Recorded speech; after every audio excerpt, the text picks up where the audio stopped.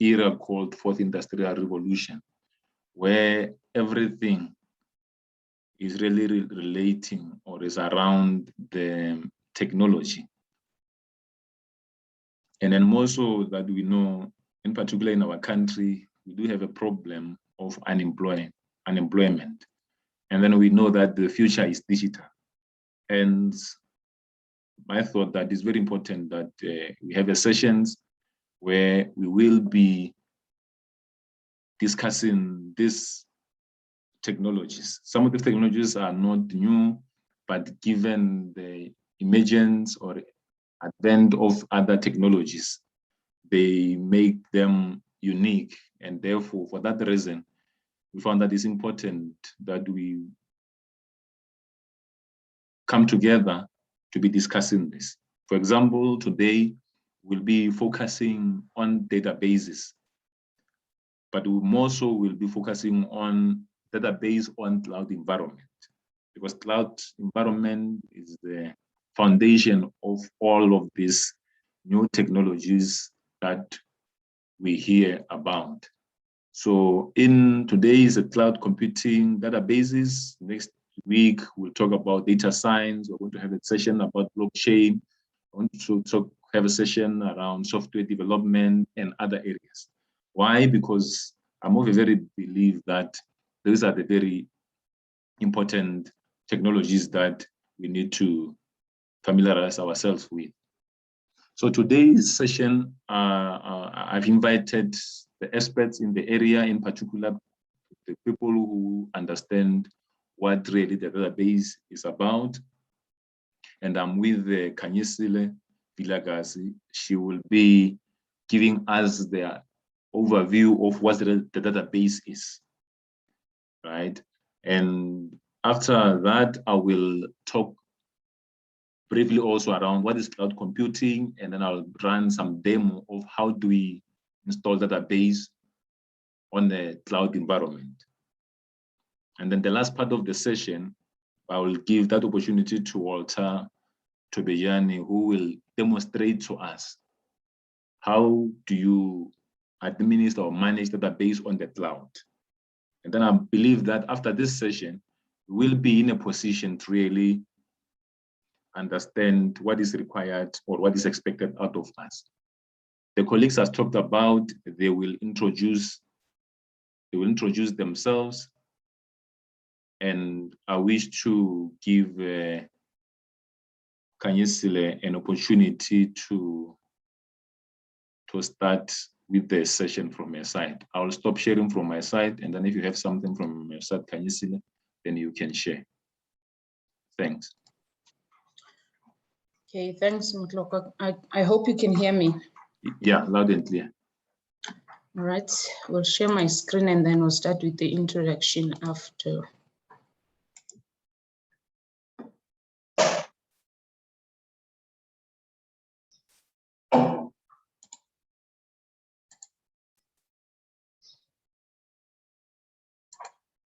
If you can just please let me know as soon as you can see it. Yeah, I can see it. Thanks. All right. Like Tobejani has said, I am Kanyisile Vilagazi, been a database administrator for quite some time now. So my part in today's session is actually an easy one, just to take you through what a database or a database is on a high level. Like Mutloka has said, even though the intention is to bridge the gap, this is just to tease your interest. It is quite a broad subject. That's why we're touching on it on a high level, just to get you interested, so that at least if you decide to dig deeper, you come from a place of basic understanding. So I'll just be covering on a high level what a database is, what are the benefits you draw from it, what are the popular database management systems that are out there. I'm in a presentation mode, so I will not be able to see hands. So if I can just please allow that if I can please request that you allow me to go through the presentation, and then at the end, I will take questions.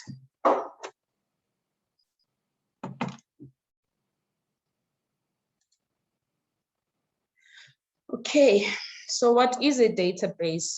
By a formal definition, a database is a collection of data or information that is typically stored in a computer system. Like I say, this is a formal definition, but an easier way for one to understand what a database is to look at it as a container. Just look at it as a container in which you can safely store your data. The data that you can store in a database can be structured, it can be unstructured, or it can be semi-structured. What does that mean? When the data is structured, it means if it follows a particular defined structure. For example, if it's a relational database, you know, okay, it has got tables and all the data is stored in a tabular format. If it's unstructured, you don't necessarily have a defined pattern or defined structure that the data is stored in. If it's semi, it means part of it is structured while the other part of it is not structured. In a database, you can store different formats or different types of data. You can have your data in a text form. You can have your data in numbers. You can store images. You can even store spatial data like your GPS coordinates. So what are the benefits of having a database? Having a database gives you that central place where your data is stored, meaning when you have to go looking for your data, you know where to go to. Unlike if you've got bits and pieces scattered all over. So that's the first major benefit, having that central place where your data is stored. So once you have that central place where your data is stored, it is easy to reach the data. It's easy to manipulate the data, like if you want to do an update or you want to clean up the data, it's easy to do all of that from that central place. Databases, you can store teras and teras of data. So part of the benefits of having a database is that large amount or large volumes of data can be stored. The data is as accurate as you put it in there. So you will not save something today, come back tomorrow, it's completely different from what you have saved, unless it's a case of the data has been corrupted, which is a different conversation altogether. But what a database does, it assures you accuracy. Whatever you put in is whatever you will get out of it. Your data is secured when it's stored in a database. Database security is an entirely subject on its own. Maybe in one of the sessions in the future, we can look at database security as a concept. But part of the benefits of having your database is that your data is secured when it's in a database. And also the integrity of your data is assured when your data is in a database. What does that mean?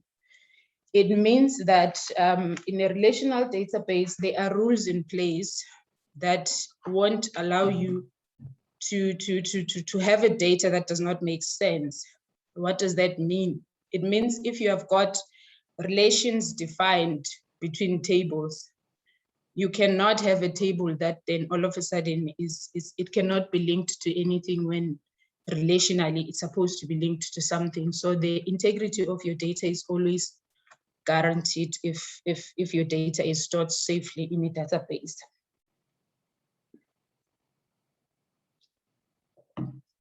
So how do we then manipulate this database? On the previous slide, I mentioned that when you have a database, it's easy to reach your data, it's easy to update your data, but what makes it all easy? What makes it all easy is something called database management system. It is a software that handles the storage, the retrieval, updating of the data that is in the database. So your database, like I said, would have different types of data that is stored in it. You can have your raw data, you have your figures, you have your statistics, your values and facts, all of this stored in your database. Then you would have that software that I'm referring to that allows us to do all these cool features, things like storing the data, retrieving the data, the administration of the data, reports, queries, and security. All of these are facilitated by that software that allows us to talk to the database. Ordinarily, end users would talk to a database via an application, whether it's an app on your phone, whether it's a web-based application, but ordinarily users would connect to a database through the application. Well, as DBAs, then we get to have the luxury of not needing the application layer, of just being able to interact with the data on the database directly. So what do we need for us to have a database? For it to come to life, unfortunately, database, it's not something that you can put on your desk where it can just be on its own, or maybe you can find it in the server room lying on the floor. Unfortunately, that's not the case. For a database to come to life, it needs to have a host, an environment that's going to host it, where it's going to be hosted. And that's typically a server. For before you can have a database, you need a server that is going to be able to host your database. Well, the server can be a physical server, or it can be a virtual server. And the server can be with you on the premise, or it can also be on the cloud. Like today, we're looking at databases on the cloud. So once you have the server in place, you then need to have the software. Before you are able to create a database, you must have a database software. Then once you have the software, you are able to create a database. Though we refer to database as just a container that stores data, there's more to it than just it being a container that stores data. When you create a database for it to be a fully functional database, for it to come to life, you must have three key things. You must have the storage part, which is where the actual data is stored. You must have the memory, which is usually where the manipulation happens. And then you need to have the processes. The processes then facilitate the communication between your database storage as well as your memory structures. So once you have that in place, then you have a fully functional database. What you do then after depends on the requirements. If the requirement is that it needs to be available for users to use it, then you would need an application, which is an easier way for users to communicate with it. But if that's not the requirement, once you have this in place, it means you have a fully functional database. There's various types of databases. Lots, in fact. There's the centralized database, distributed data, SQL, cloud, relational, network, object-oriented, as well as hierarchical. Today, we're just going to focus on the red highlighted box, which we're going to focus on cloud-hosted relational database. So what does it mean when we say it's a relational database exactly? Let's look at the following example. Let's say you have got a student data. Typically, your data is stored in a table format in the database. So you'd have a table that will have the student data, you would have a table that will have the course data, and then you need to find a way to link the two. Otherwise, you must have one big table that will store everything in there. And that is not an ideal configuration. So you need a table that will link your student as well as the course information. So you would store student data separately, which, for example, in this, you would have your student ID and the details of the student. Then you have the course information, which will store the course ID as well as the details regarding who is giving the course, what time is it scheduled, who's the professor, and all of that. Then in the middle, you have that table that will link the two, the student as well as the courses. So when we say relational, we mean there is a link that links this table. Say, for instance, for whatever reason, you decide to either delete a record or drop the student data. We can't just, you drop that, we move on, because there is a link that links the student information to the course information.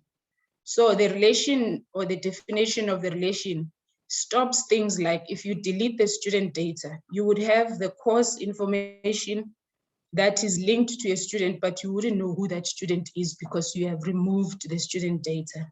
So the relational part, or when we say relational databases, we mean those type of database that allows you to define the structure like this, such that if you delete the student data, it will tell you, but there is a dependent on the student underscore course table, so that when you do the cleanup, you do the cleanup properly. And otherwise you end up having data that does not make sense.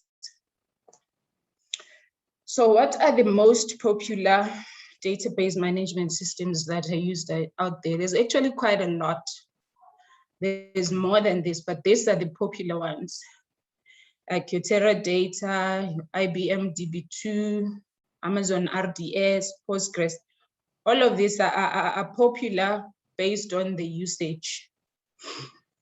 And some of them are commercial databases and some of them are open source. By commercial, I mean, you'll have to pay a certain license fee to be able to use the software. Whereas the open source one means you can just plug and play.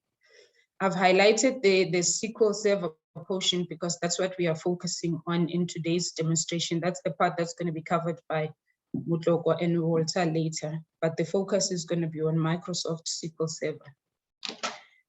Are there any questions?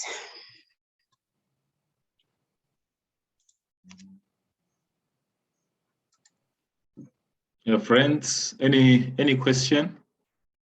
Remember, we all, learn, and any question is applicable question. Hence, we are all joined here to enlighten one another, right? So if there's no question, I would like to proceed from where, oh, there's a question, yes? Sorry, yeah, proceed. I'd like to ask Ma'am Kanyisile, since she's a database administrator, how hectic is the workload, like as a database administrator? It differs company to company in the type of environment as well as the type of configuration that you have. But it's not a boring job. It's not. Oh, it's not boring. No, it's not. It's not a boring job, and it's not a job for lazy readers. But I guess IT in general, if you are lazy to read, you will get frustrated because things change a lot. So you need to keep up with the latest. So if you don't like to read, keep on learning and stuff. You need to. Right now, we're moving to cloud. If you are not a reader, you still want to keep things on premise, you then get frustrated. But what I meant by it depends on the configuration as well. Let me give you a typical example. Let's say you are administering a database for, what's a small environment that I can think of? Let's say for okay, hospital's gonna be, let's say for a doctor. There's a doctor out there that, or maybe a medical center. Medical center would be a good example because you find about 5-6 doctors in there. Let's say you administer that database. You won't have much to do because it's not much of a bigger environment. It's not a lot of information. But if you compare to, let's say now you're looking at a database that belongs to a bank, there it's a different type of configuration altogether, because we can't afford to lose data. We can't afford to have downtime because people want to access their money anytime they want to. So it becomes a high availability kind of a configuration. So that one keeps you a bit busier than if you were looking at a medical center kind of a database. I don't know if that makes sense. Yeah, it makes sense, ma'am. Thanks, Treat. Yeah, there is another question. Perhaps it says that, can a non-cloud database functions offline? A database, a non-cloud database, I suppose you're referring to a database that is not hosted on the cloud, right? I will assume so. A database can be hosted on-prem, but once you have it offline, it means you don't have it accessible, right? It means you have shut it down. It will function, but at that particular time, you would have shut it down, so it will not be available. So for it to be available, you need to start it up and put it in an online mode. but that mode doesn't necessarily have to be in a cloud. It can be in a cloud or it can be on-prem. I hope that has answered the question. Yeah, I would think, is that clear? All right, great. And then of course, we will also just dwell much on the difference of on-premise and cloud. I believe that distinction will give us a clear picture of us understanding what is the cloud, what if maybe we are saying cloud database is. So any other question? Okay, thank you. Thank you very much, Kanyesile, for that. I think from now, I will, if there is no question, right, I'll proceed to go and now talk specific to the cloud stuff. Kanyesile mentioned that we started, Matloko, sorry to jump in. Just before you get started, guys, if there's any questions that are gonna pop that are related to what I had presented, I'm still gonna be here, so feel free to ask later. Thanks, you can proceed, Matloko. Okay, thank you. So now, let me just put here in there. Right, so as I mentioned, right, we will now talk about the cloud computing. I understand majority of us have been hearing this term for so long. Then for this session, we just really like to explain so that everyone can understand what cloud computing is, right? And we'll explain it by comparing it or differentiating it with what is traditional IT or on-premise, right?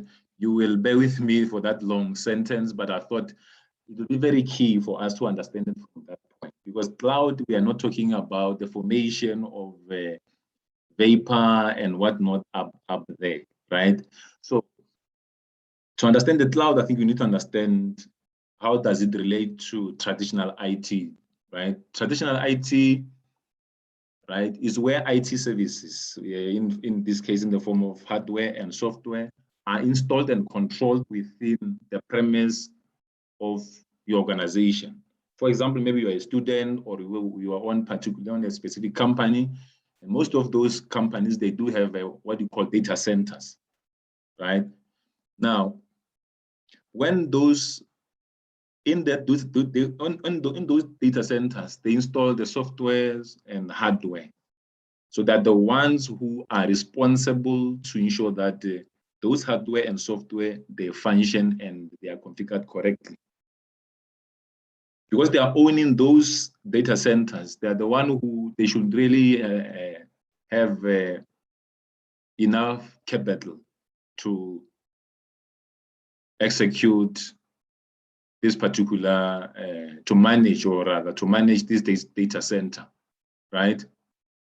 So they manage everything from the data centers, the physical equipment in there, the cooling, electricity, the licenses, the support, the maintenance. That's what we understand as a traditional IT.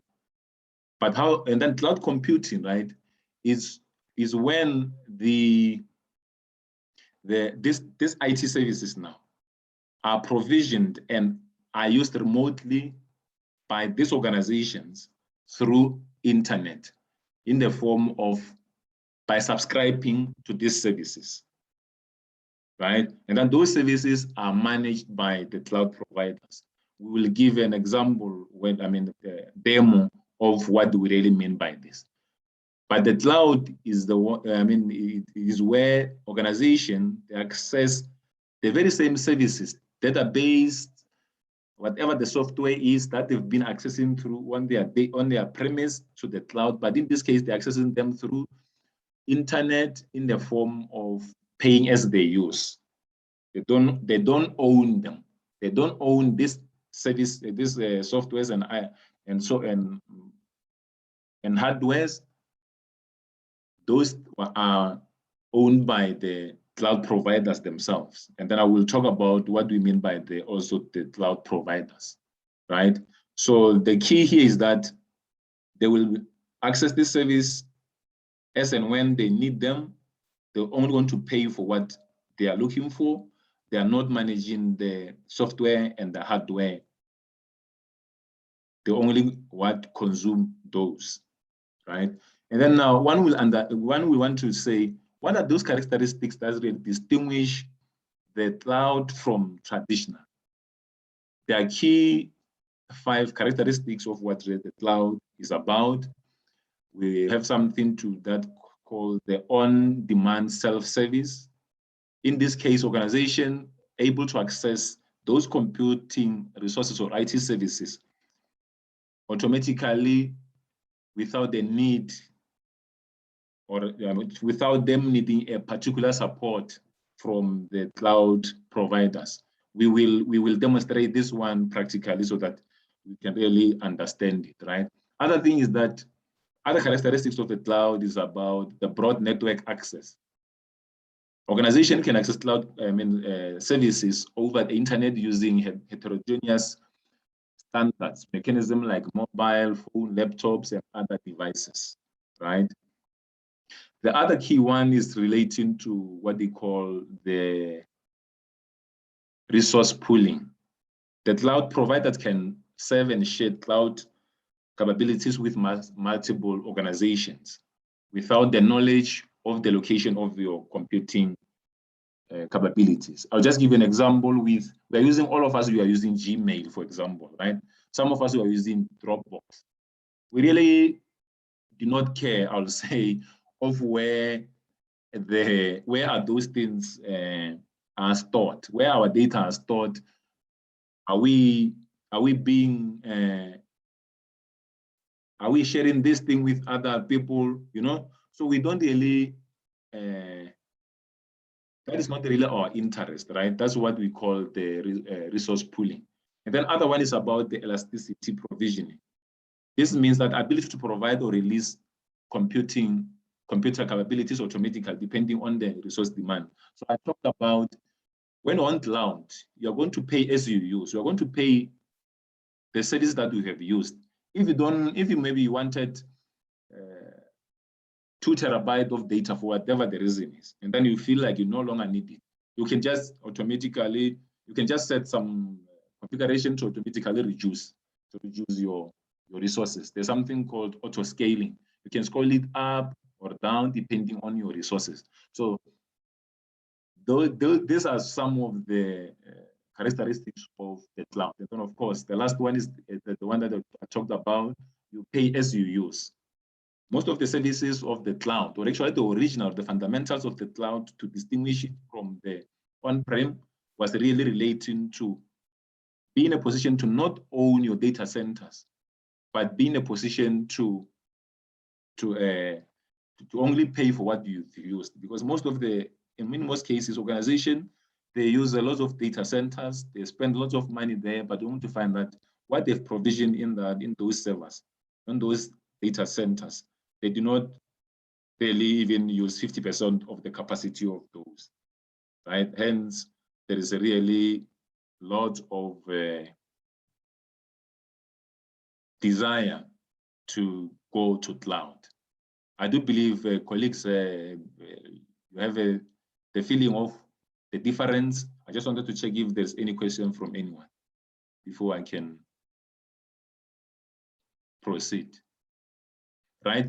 Just maybe in addition to what I just talked about, why the cloud, I already touched on them.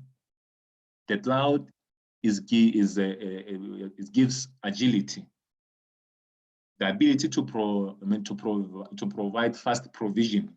If now I need the server, or I need to build a website, right? In a traditional IT, as I mentioned there, you'll find that the procurement processes takes long.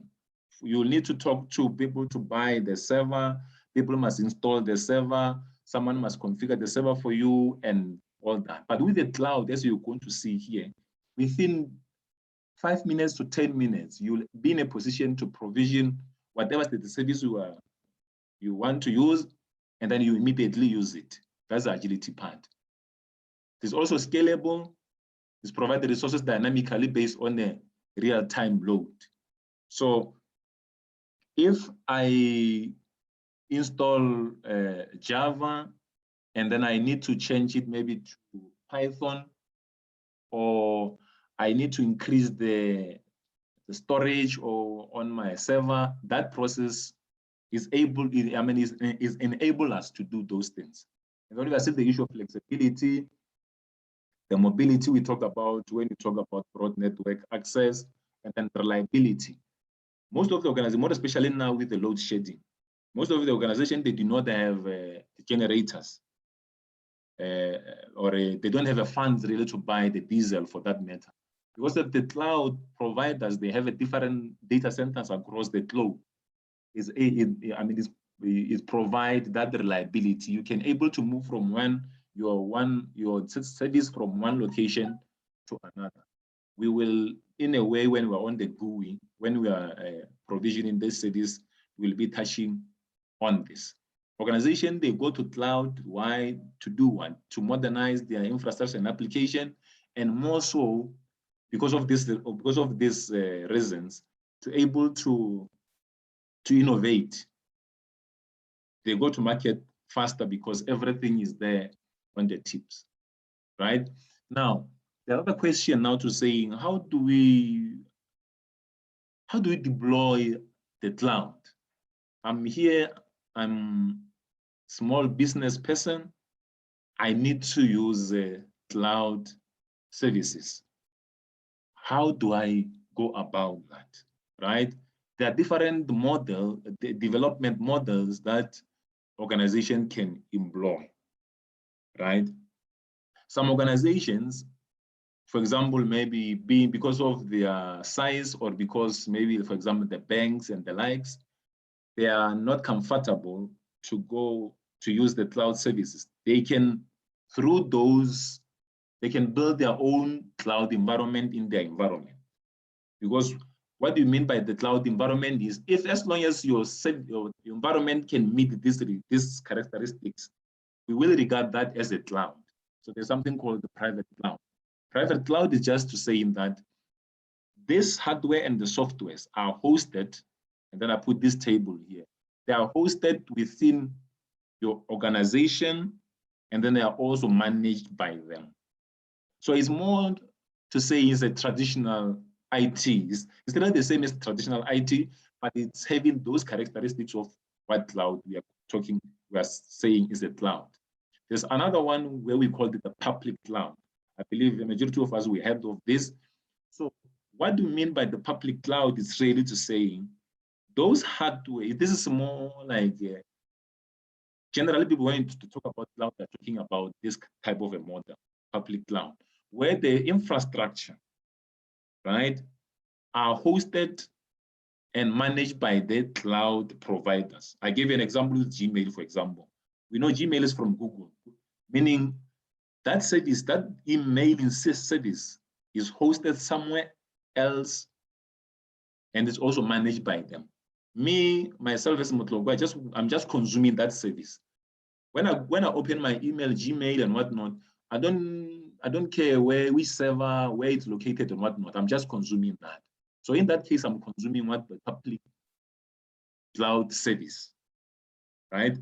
And now the other model where, and then this, I understand 90% of organizations that are using this, because most of the time is that organization, they already have in their data center where they are hosting some services, right? And also now they have a cloud providers. I'll just give an example with let's just this typical example with an email. Normally, most of the organizations, they used to host the email services on their data center, right? But now they are using Google Suite, for example, or they're using Outlook, which is hosted on the cloud. But on their traditional, on their data center, they're still hosting some of the stuff. So that's why here I mentioned that the infrastructure, which is the software and the hardware, they are still owned by organization, and then others, in this case, the email is owned and is hosted and managed by the cloud providers. And then that we call the hybrid hybrid cloud. When people talk about hybrid cloud, it's just to say that organization, there are still some of the services that organization is hosting them in their data centers, and then there are other services that are hosted on the public cloud. As you can see here, this is what we really mean. You have your data center here, and then you are having your private here, your public cloud here, then that's what we'll call a hybrid cloud. And then another one here, then this I found this very interesting. And then when I look at even the being literature or even on practice, I don't really hear people talking about this more. Some people, they just regard what I call, and then I believe other people also believe in this, what you call the cloud custom, cloud at custom. So briefly, what this means is that the infrastructure, right? Those hardware and softwares are hosted on organization's data center, but be managed and owned by the cloud provider. So what we mean here is that Motlokwe's company does not have a skill and whatever, or because of the compliance and the issue around the latency or the issue around to meet some requirements of some regulations. So cloud providers like Oracle or Google or AWS, right? They're able to bring their hardware and software. They install them in your own data center. And then what they do then is they own them. They manage that on your behalf. So this is more like a shared model of a way to say, when something is in your data center, meaning that you will provide the cooling, you're going to provide the physical connections and everything, but these cloud providers, they're the one who's going to host this thing for you. I give you an example here. You can also just Google some of this. There's something called Oracle Cloud Customer, AWS, they have something called Outpost, Azure, they have something like Stack Hub. And then I do believe VMware have something relating to such things, right? So these are what you call the deployment models. Now, I talk about shared responsibility. Some people, for us to really understand what cloud computing is, we really need to understand what are my responsibilities as someone who's going to use the cloud. But for us to understand that, we need to understand what type of service do you want to consume at the cloud. Therefore, this brings us to what we call, there's different services, but primarily there's 3 cloud services that we really are aware of. There's something called infrastructure as a service. There's something called platform as a service and the software as a service, right?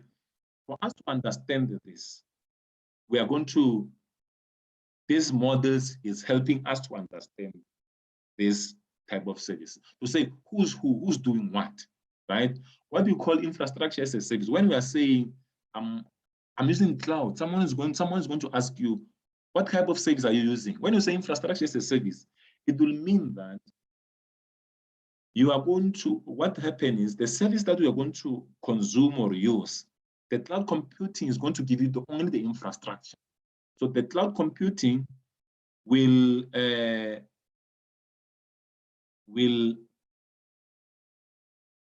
let's just maybe our cameras so that we can have a very smooth session, right? So when you talk about infrastructure as a service, it means that organizations, cloud providers is going to provide you with what we call the infrastructure. So they being networking, storage, the servers, and then that hypervisor layer, the visualization, right? So then it's just give you the infrastructure, you install whatever you want on top of that infrastructure. The operating system, you're going to install the application, whatever application you're going to install in there, and then you also the management of your data. That's what you are going to. That's what we call by the infrastructure as a service. Platform as a service is whereby the cloud provider, right, is providing you with the infrastructure, and also is installing you the middleware application, or in our case, as we're going to explain, like database. So you don't care about the licenses of your OS. You don't care about the license of your database. What you care about is just for you to bring your data and even application on that platform, right? So you can see the difference. How does it differ with the infrastructure as a service? Infrastructure as a service, we're responsible for everything, starting from operating systems. When I say everything, your licenses, what you're going to install on there, and all those. Then the software as a service, I'll just go back to the example of an email, right? The only thing I'm interested in, I'm going to do here, is just about my data, right? Everything from the storage, from on which database is using, which application, is it whatever the case may be, I really don't mind. I don't really care if that is the correct word to use, right? I just want to use this.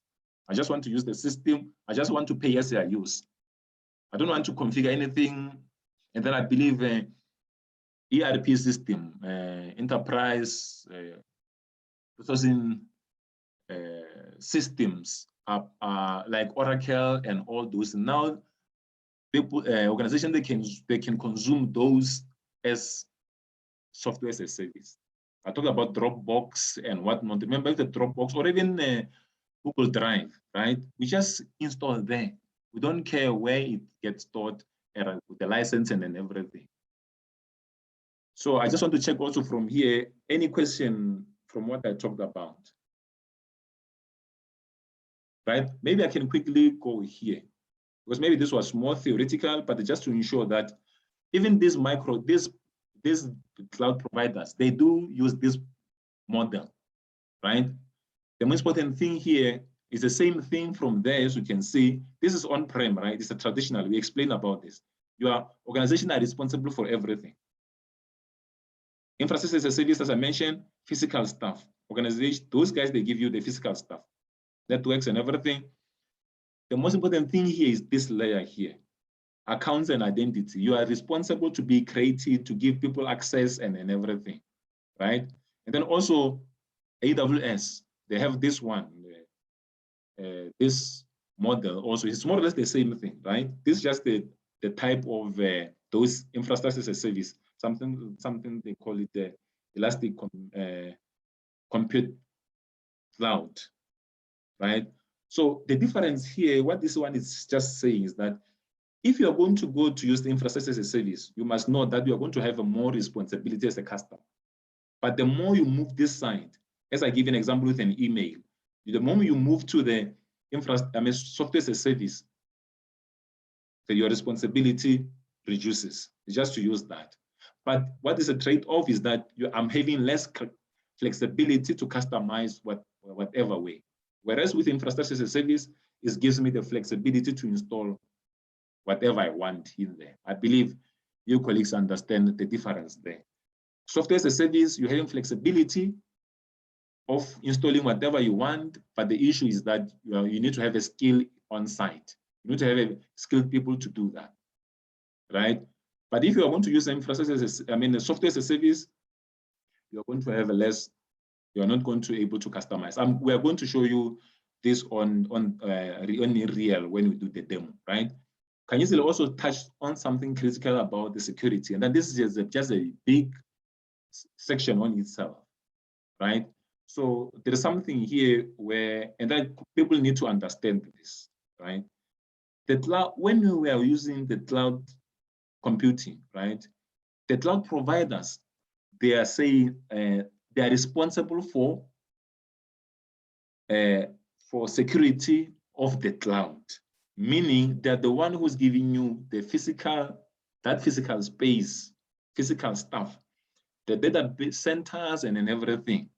You as a person, just like even with your Gmail, you are responsible for security in the cloud, in the cloud, meaning like as we saw with this with this model for Microsoft, right? Here, accounts, creating your account, who's having access, and all that. That's what you need to be aware of. That's why we are saying organization, they must be aware that when they're in the cloud, they must be responsible for the data and who's accessing it, right? In here, what I wanted to do is I just wanted to share with you, just to give you an example. Let me just share everything here. I just wanted to show you the services. We've been talking about infrastructure as a service and all those services. So for example, I'm on Oracle Cloud now, right? And then you can see here, cloud, there's lots of services. You see, you can provision the computing, you can do the storage, you can do the networking, you can do even the Oracle, the database one itself. You can do some analytics and AI, and then you will find that most of these ones are software platform as a service. But this one is more like infrastructure as a service. I think you heard of it, right? Storage, computing, networking, those are your infrastructure as a service. And then the database is like your platform as a service. And then some of this thing here is your software as a service. You may use them as a software as a service. So I'm appealing to you guys to say, this is it's no longer a foreign thing. You can just go to Google and type Google Cloud. You will see you can log in there. They're going to give you free credits so that you can log in here and then do these things so that you can really prepare yourself for the future. So I also logged on the Azure, AWS. And then as you can see, and then I think majority of you, as you may know, AWS, I think is leading the way. Its market share on the cloud environment is quite huge, right? So you can see all these services here. These are all the services that are on cloud. So like this one, they call it as storage symbol, what do you call it? Trouble, S3, right?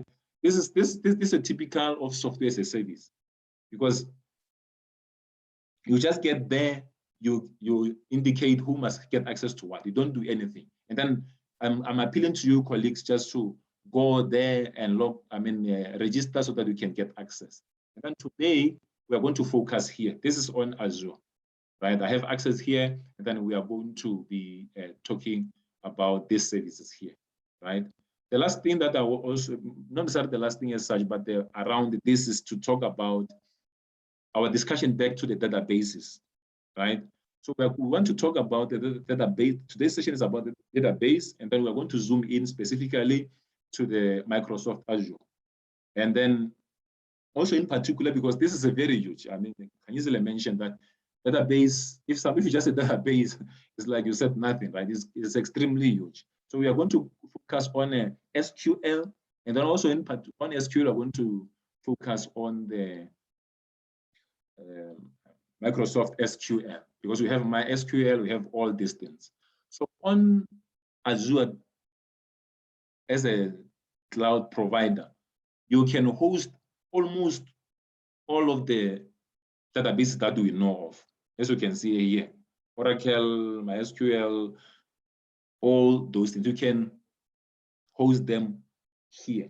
And then in our case today, we are going to deploy something that we call the single database model, right? I will just explain in the next session around the different types of Azure databases that we have.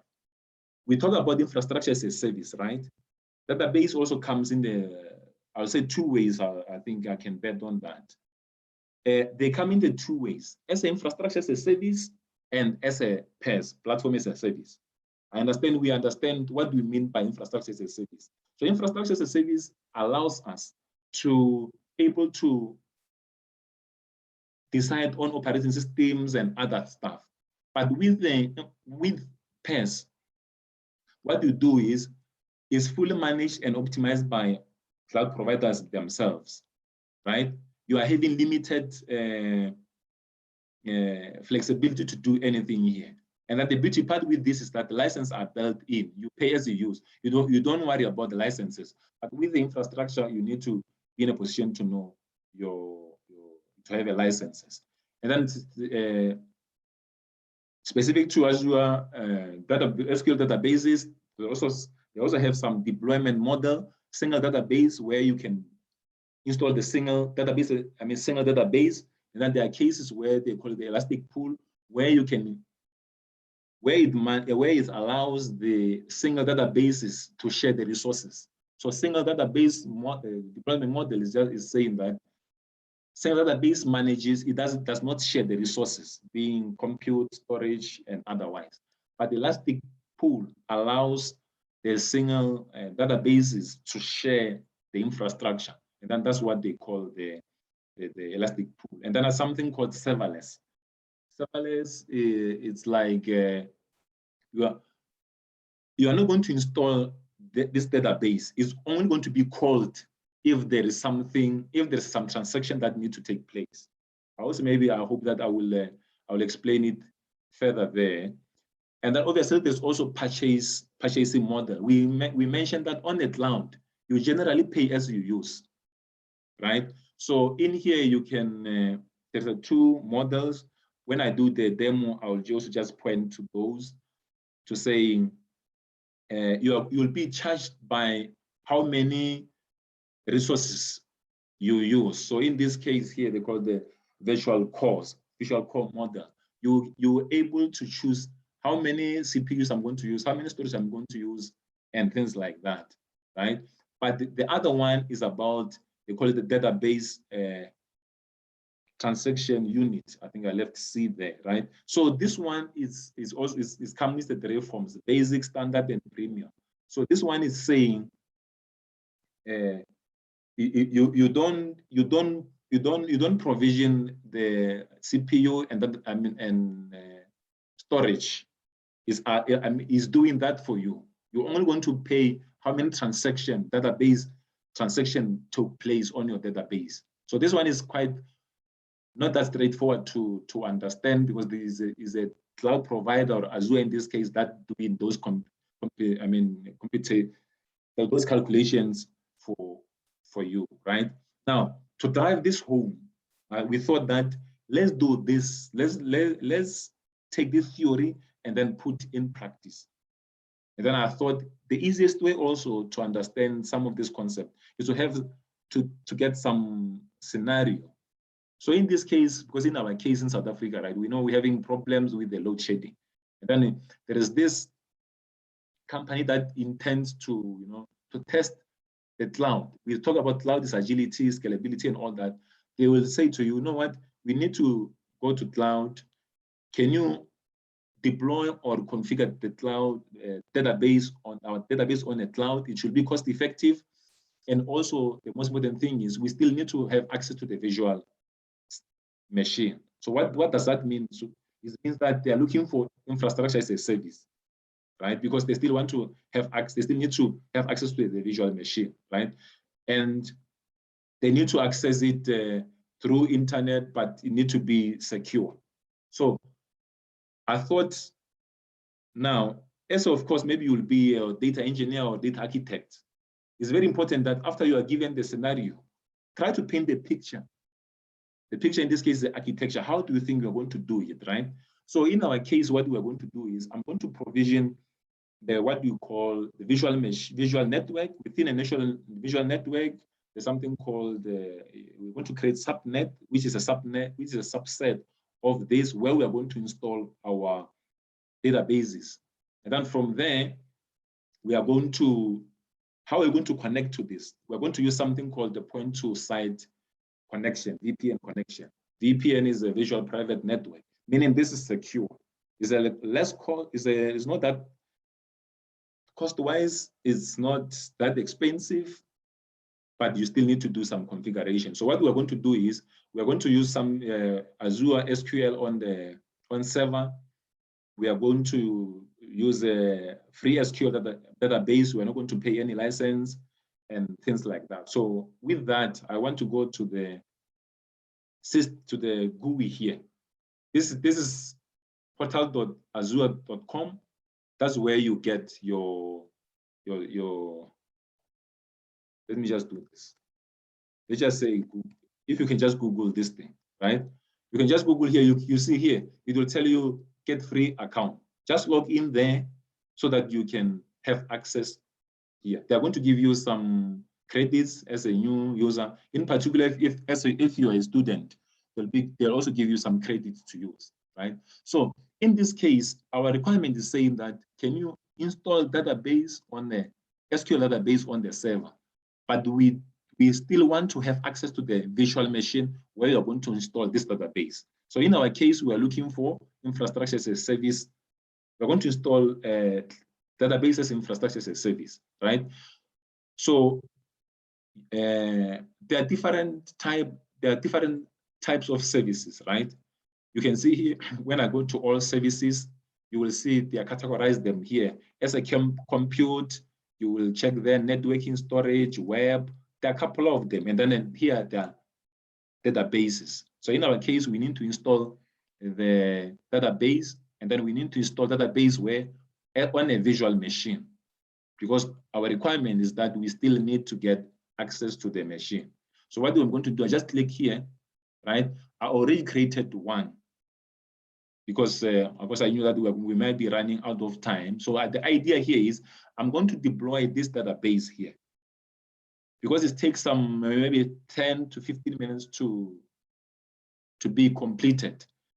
I will stop there, and then Walter will use this database that we already created to demonstrate to us how do we manage database on cloud. I hope this is fine with you, colleagues. So as I mentioned, you must just know which service you are looking for, right? In our case, we're looking for the database. And then we need to install SQL database on the virtual machine. But if you wanted to use a PES, right, you will just use the SQL database. I'll give you an example here. So we come here, we say create. So it's going to ask you here, how do you plan to use your services? In our case, the requirement is that I still want to get access to the virtual machine. So this one is a PES. Remember, with a PES is that you are not going to have access to the virtual machine. You're only going to access your database because here, cloud provider is doing everything for you, right? The same with what you call the SQL managed instance. So in our case here, we are saying we want to use a SQL on the virtual machine so that we can have access to this virtual machine. So the beauty part, why we're also using this is that there's a free SQL Server license, meaning when you use this one, you're not going to pay anything. So we are going to create this, right? And then I want you colleagues now think of those characteristics we talked about of the cloud, the flexibility part, fast provisioning, and all those things, right? Now, and then reliability and all that. On the cloud, when you're on the cloud, right, you need to have something called subscription. Subscription allows us to, locate and control our resources on the cloud.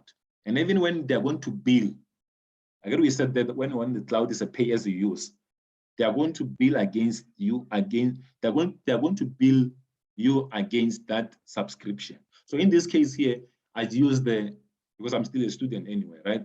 When I register on Azure, I used my student account.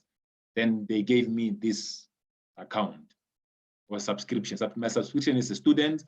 And then when you're on the cloud, you need to create something called the resource group. You are going to group your resources. Resources in this case is what? Is the storage, software, and the networks, and whatever resources is. Load balancing and all that. So in my case, I already created the resource group. We call it the boot camp. I just say boot camp. I mean, I just call it the boot camp. This is a resource. Resource group is a collection of resources that share the same life cycle, permission, and policies. Now, because I said that we want to get access to the virtual machine. Virtual machine is just a server, right? So it's asking me to say, what is the name of the server that you are, the name of the server? In this case, I just say bootcamp 2. The beauty part comes here now. And that's the core thing about the cloud. It's asking me at which region And then that's the reliability thing I talked about there. Which region you want to install this database? So in my case, I said, I'm in Mzansi, right? It will be South Africa. As I said, no, South Africa. Why? Because maybe of POPI Act, maybe because of the latency, performance, I want something that is closer to me. Otherwise, you can go anywhere else.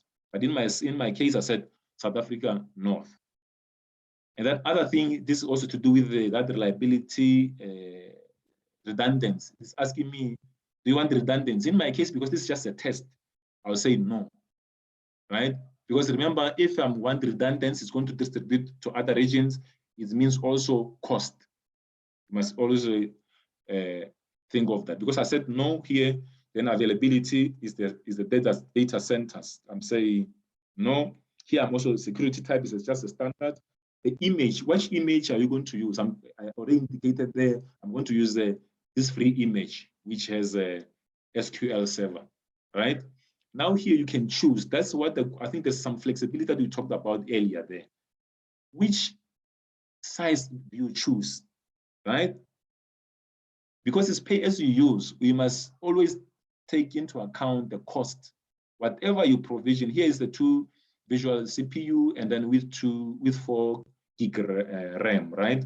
Is what, $45.41. This is a US dollar, right? It's not our African dollar, right? So if I say maybe this times 60, for example, to get the feeling of the type of money we're going to do. So in our case here, because we are going to store database, and then it's a test, we want to go here. You can go big here, or you can even still select more. There are still more. Because I'm using student account, it's also limiting me to see most of the things. But this is the flexibility that cloud computing brings. You can choose there, and then here is just to say what is the. I'm obsessed with this name. So I'll just say my username is my name, and then I put password here. This is what the logins that we are going to use when you access that machine, that virtual machine, right? Now, other thing here is saying public port. Are we going to access this through internet or not? In our case, because as you saw here, right? We don't want to access, okay, we're still going to access our database through internet, but we want to access it in a secure way, in a form of a VPN. So then what we are going to do here, I'm going to say, no, I'm not going to create a public IP address, right? And then I can easily mention that if you are, and that there's a question around, is this difficult and whatnot? For you to understand this thing, you really need to come and read around these things, right? So here, if maybe as a company, maybe, right, I was using SQL on-premise, but I want to use on-cloud. You can still use your license that on-prem on the cloud. But in our case here, this is not applicable. If that was the case, you will click here. And then you go forward. It's going to ask you what type of disk are you going to use. Then in this case, we're going to use a premium because it's a database, we want to be quicker. And then this is about security encryption. And then we say, yes, the default. Then here is about the networking, right? This is a virtual, now we are here. Now we are building our own data center now on a cloud. We are here, right? So we're going to create a virtual network. Within a virtual network, we are creating so-called subnet. And then within a subnet, this database we are creating is going to be in that particular subnet. Yeah. So this is what we do. I already created this.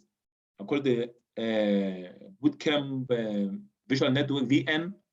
The subnet, which subnet I'm going to use, I already created this subnet, and then I've given it this address. I hope maybe in the future we're going to have another session specific to the networks so that we can explain this much better, right? So to say, what do you mean by /24?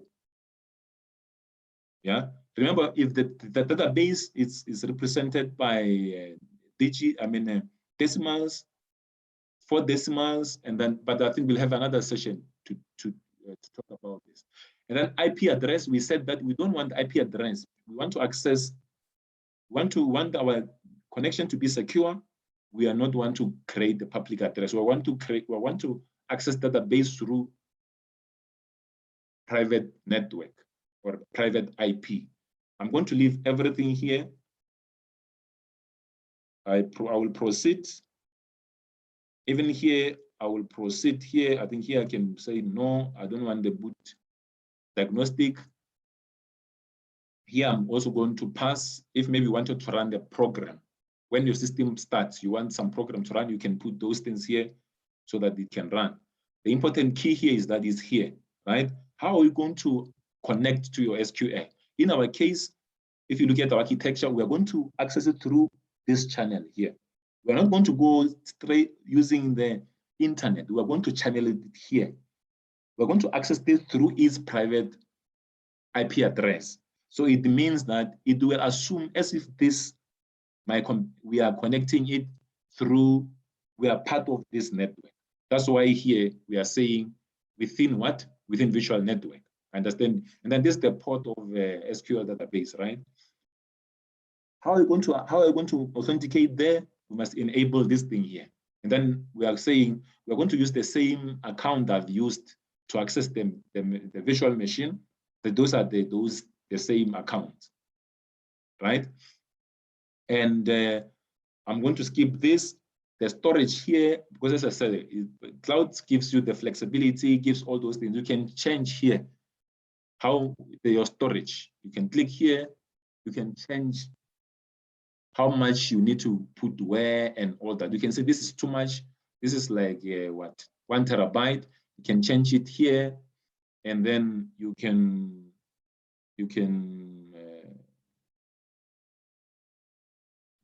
say yes here.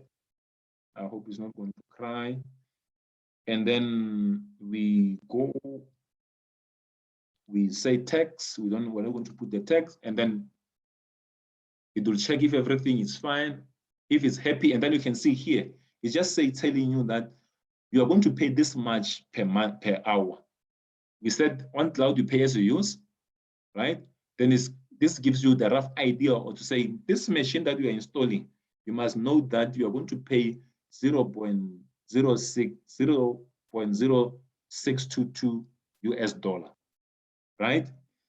And then if you agree, you check all this, it is in South Africa, you are happy with this, then boom, voila, you just create it. And then that's the bit of cloud. Now it's creating that for you, right? So it will tell you here, okay, it's creating that database, it's going to tell you the whole process here, what it's going to do and everything. Happiness, right? So now, meaning we are done with this here. We are done with this. We created this, we created subnet, we said we need to install this one in here, right? From there, what we do now is, I already created this because I know it might take us time. We need to access our data through VPN. How do you do VPN? You are doing VPN through what we call the point to sign. There are different ways to access your cloud, but in our case, because we're not a huge company, for example, right? We just want to use it through VPN client. But if for the big companies with the financial muscles and otherwise, for whatever reasons, security and everything, they can access it through site. There's some configuration called site to site. There is a direct connection from your data center to the cloud through service providers like Vodacom and whoever the network providers are, right? But in our case, we decided that we just want to create a very secure environment, and then we are going to connect here. So now, because this is running, you can see here it's telling you, oh, now it's already created the disk, it's created the network interface, something called security group and all that. Then when you click here, it will tell you that, oh, now I'm still busy, right? So now we can go here, and then go to all the services, right? This will be the services. These are the services that are already installed. So I said that we are going to access this particular network through what we call the, where is that? The gateway, right? This will just need a bit of reading, but I would suggest if maybe you colleagues, you'll need a further session around the networking part, because I think it's the one that is also very interesting, right? You will need to let me know so that we can arrange the session, right? So in our case, we said for you to access your cloud service, right? You need to create. You can access it through public address. I talked about public address, but the issue with that is it's going to go via internet. And then when it goes via internet, it's not that secure.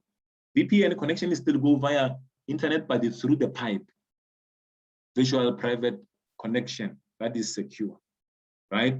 So in this case here, I said I'm going to use the point-to-site connection. And then to do that, this is what you need to do. From your machine, you need to create a root certificate, and from root certificate, you must export the public key to here. This is a public key that I used. After I install, I put this thing here.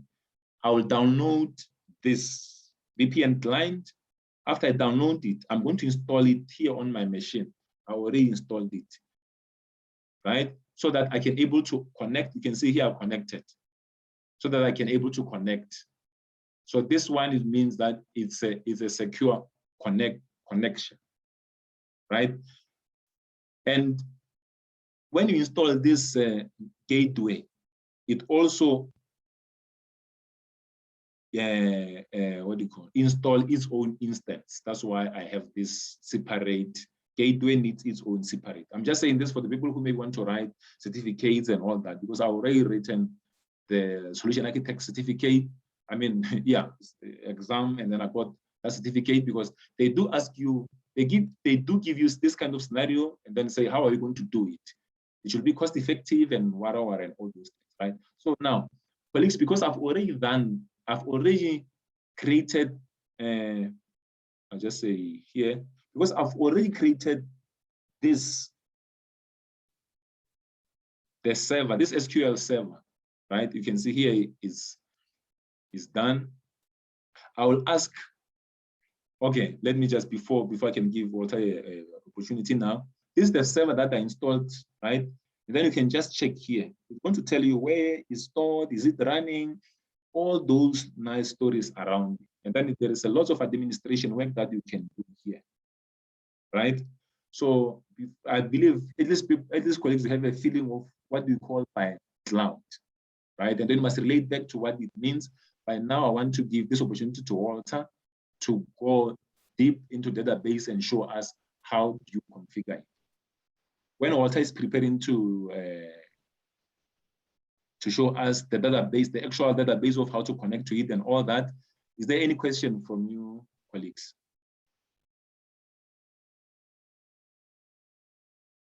Walter, are you there?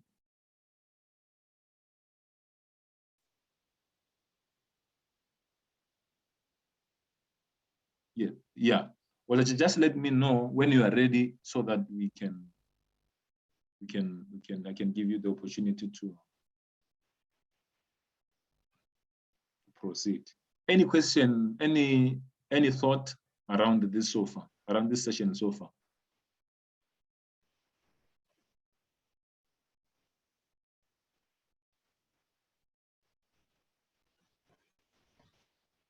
Walter? We do not hear you. I think there is a chat here. Okay, thank you. No question. Walter, I can't hear you. I see your mic is on, but I cannot hear you.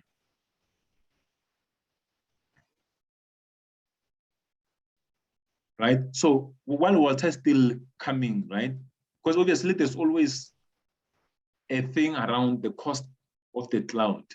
How will I know and all that? So the cloud provide you with way of accessing your or understanding the cost, right? So you can see here, I already spent $7. I believe this is around 100. But because I'm using the what do you call the credits, they're taking this amount from there. So cloud is providing with all these goods. Sorry, yes. Am I audible? Oh yes, okay, yeah. So I think maybe let me just finish here. When the cloud, you can set to say how much you want to spend on your per month, and then you set the budget here. Because to avoid to get surprises, then in my case I said per month I want to spend $10. Then I created this here, and then he's already sent me an email to say, I said that if it's closer to 80%, it must send me an email so that I can come and analyze my costs.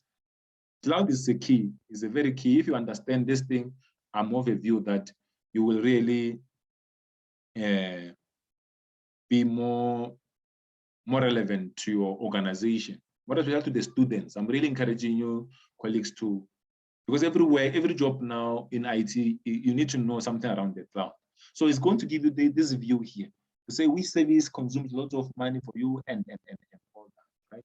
So Walter, maybe let me give you this opportunity so that you can share with the colleagues of how do we connect to the database, because this is really the database session, so that they can have that feeling and understanding.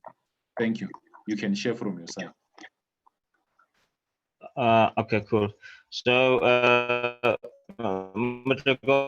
on my side, the VPN is or the host is actually kicking me out on the VPN. I'm not sure if it's on your side. Yeah. Can you hear me? Okay. Yes, I can hear you, because from my side is connected. Yes, I can hear you. Yes, I think I don't know if it's because of your network or not, because from my side it's connected, right? So, but anyway, Yeah. I think what we can do then is just let me know, because this is a secure way, right? If you cannot access it through VPN, we can give it a public address so that we can access through the internet. Just let me know. Let's do that. Let's do that quickly, and then we can take it. Okay. Yes, I think this is a very then this is a nice exercise, right? There will be a case where you created this VPN environment. You created the VPN pipe for colleagues to connect in, but there will be some situation where maybe they do not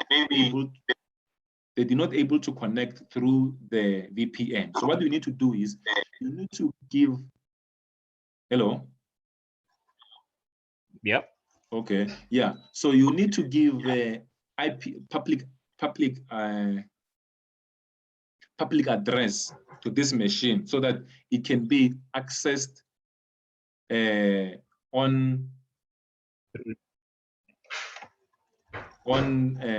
through the through the internet. So that's what I'm doing now. I'm a public address, I'm associating this, then I save, right? So this means that this machine now is going to have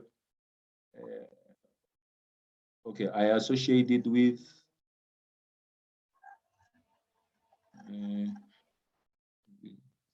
okay, so Walter, let me do this. Let me go to the second one I created. Let me go to this one.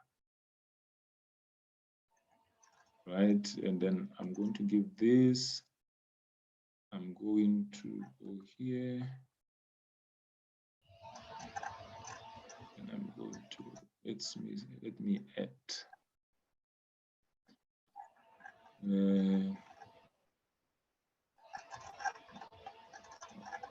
me do this. It's still kicking you out, you say. So let me do this. Yeah.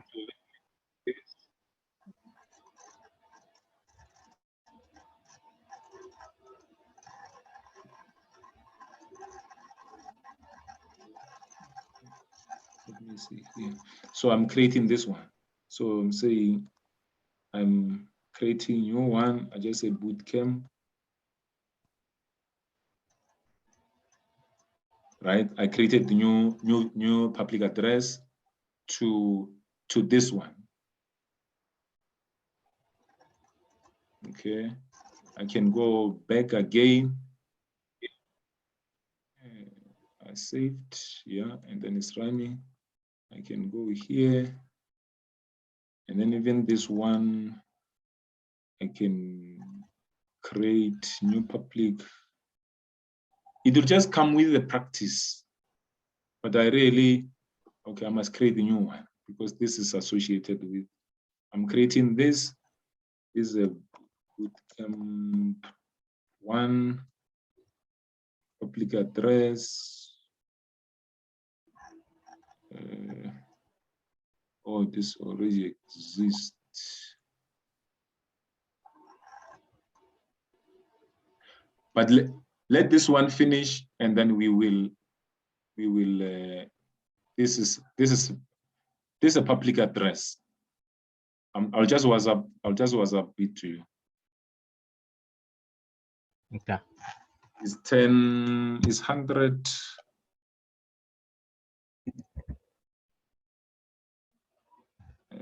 Okay. I'm just WhatsApping.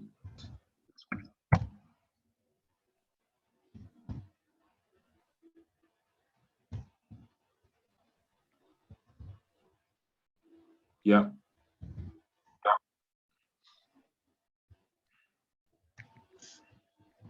Okay. So, and then other thing that we need to do then, we need to go to open the port now. We need to open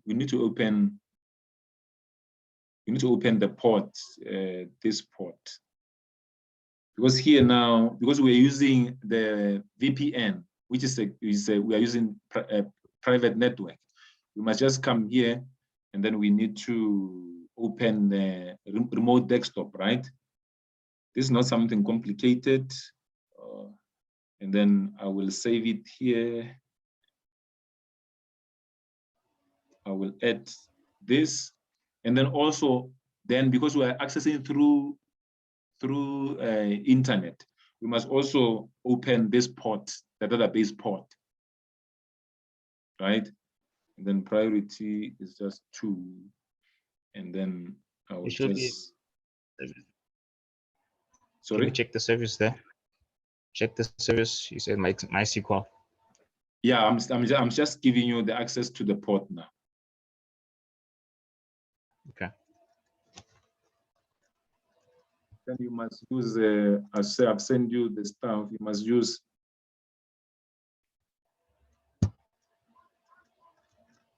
Okay.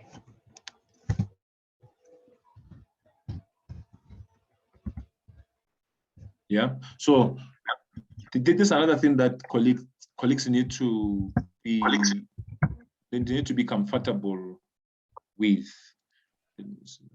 No, sorry, we say I made mistake here. I gave you my SQL instead of my SQL database. Yeah, so that's why I say that. So remote there, and then I think you should able to connect. Yeah, I'm connecting. Cool. Let me share my screen. Yeah, share your screen.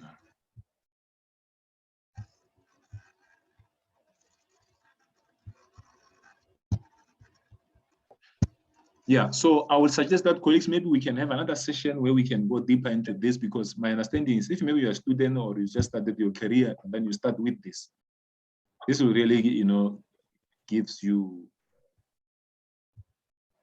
Can you all see my screen? Yeah, can you minimize and so that, because I still.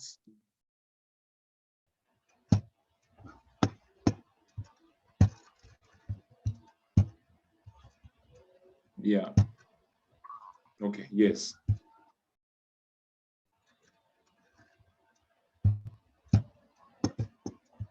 Okay. All right. Good afternoon, colleagues. So now, since the infrastructure team has created the environment for us to work on, normally this type of requirements are done from business. So business meaning I will include DBAs and application developers also in that category, which is they only need that to be able to do their functions in terms of developing their applications on the platform or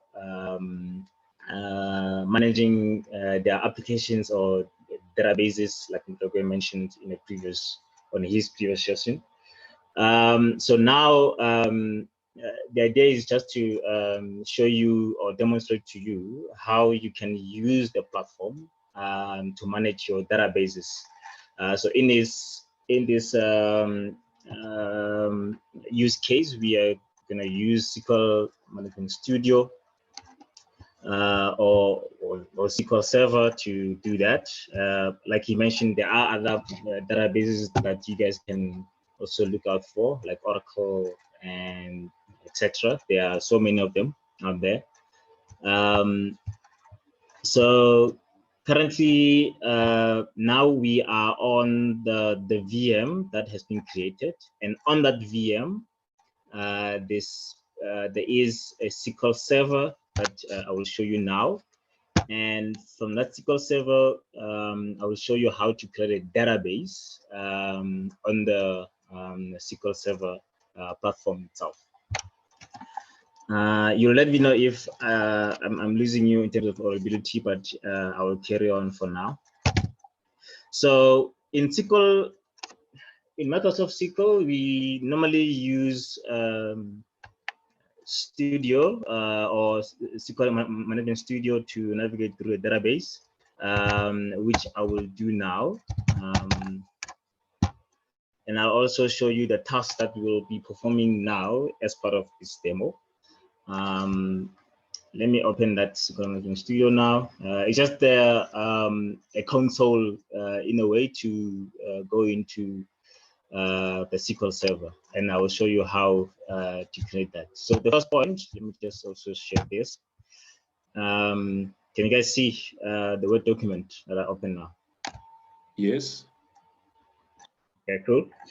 So the first point that we'll do is we'll create a database on a SQL Server, and then I'll show you how to import data into the database itself, into the tables within the database, and then do some select statements, join tables, do whatever you want in there, which is similar as what you can do in Excel, but here you will do it in the database.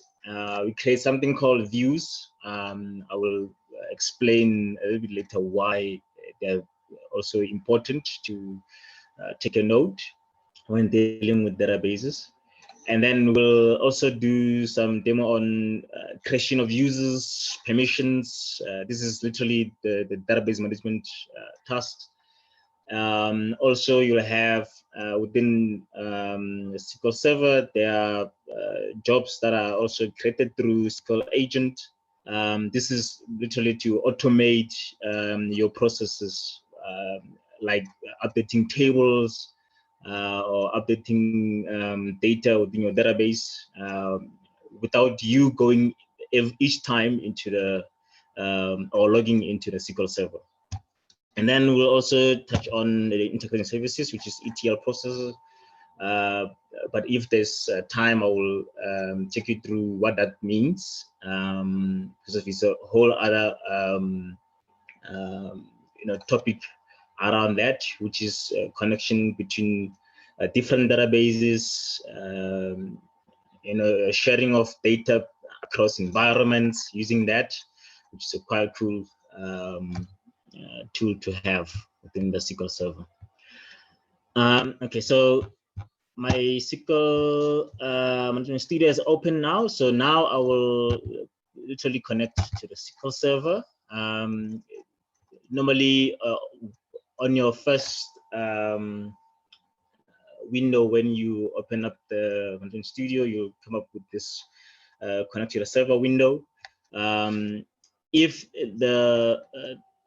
they created a user through a SQL Server authentication, you will use the second option, which will require your username and the password.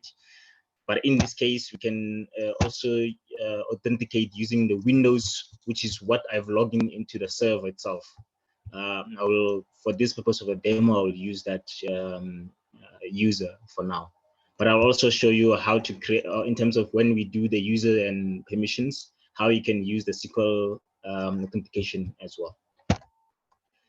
So I'll just connect there to the server. And then on the server, there is a lot of criteria you'll see there. The databases, like I mentioned, you will sit in here. This is how you manage the security within the server. And then you have all the other options that you can go through. The one that I'll take you through is this server agent, which is where you create the jobs. You can see there is disabled, but I'll show you how to enable that. But the first step, we say, let's create a database. So we go to your database folder. We'll say create new database. In here, you'll give it a name of the database, depending on how you like the name. You can give it. I'll give it my own name. Since Mtloga likes his own name, I also like my name. I'll give it that. And then in here, you can do some configuration on your database to see how it is. So initial size of the database, I'll give it as a default 8 megabyte database between the data itself and the log. So the log is where if you're performing tasks, those logs are being stored in there. And if you have temp tables, they will be run through the log as well. And then the other part, you have the auto growth of the database. This means if you import data or you manipulate data, you grow the data into a database, this will grow with a limited size. It can go up until whatever size you want. I might go until terabyte or whatever, but it will start off by incrementing it by 64 megabytes each time the database fill up. And then the path of the two components, the log and the data. So the most important part about this is, yes, it's giving us as a default to say put it in an F drive, in a G drive. It's because the cloud components is much clever, or even a customized process to enable us to use best practice if where you as to secure your log file into a separate hard drive, and then you have your actual data sitting on a separate drive as well, so that they don't clash each other when the space gets filled up. So you'll see on the server itself, or a VM, you'll see we have two drives there. One is 128 gigabyte of drive, and then we have another one of a terabyte there, which is the log. So it separates itself like that. So the data will be sitting here, and then the log file will be sitting here. I'll show you as well when they will be sitting. Currently, they're empty. Let me just demonstrate that for you. So you'll see so far the data is empty. And then also with the log file as well is empty. But after I've created this, you'll see it will automatically be there. And then after I just say OK, the database will be created. And then if you go to the navigation panel, then you'll see the database is here, it's visible under the databases folder.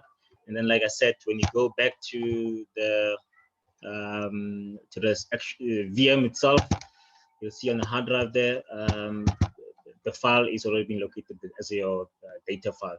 Each time you insert data into your database, this file will grow, the size of this will grow. And also with the log as well, if you're using your database quite often. Okay, cool. So let's move to, that's how you create a database. Let's move to the import of the data into the database. Normally you'll be using, or you have a data on your Excel, or you have the data on your flat file. Flat file meaning your text file, your CSV file, or any file that you have, you can import that data. This is a structured data, by the way.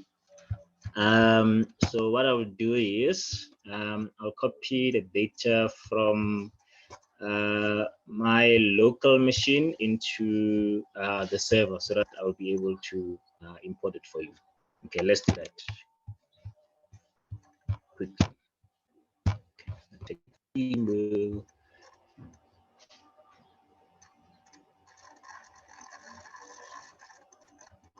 Let's open up.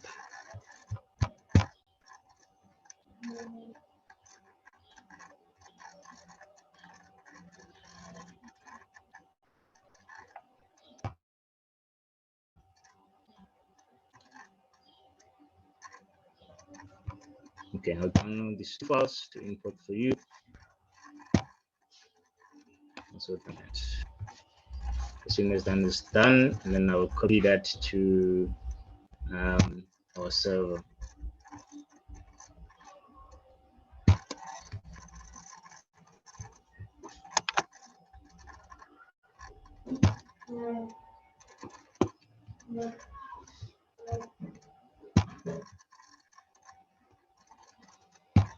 So what I'm doing is there any question, Mutoke? I can't see on my side. No question is yet, but for colleagues, if you have a question, please let us know. You can ask that question.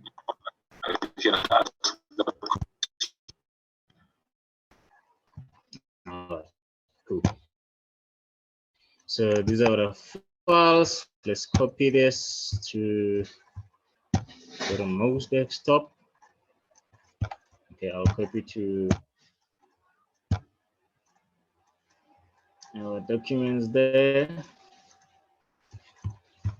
Go.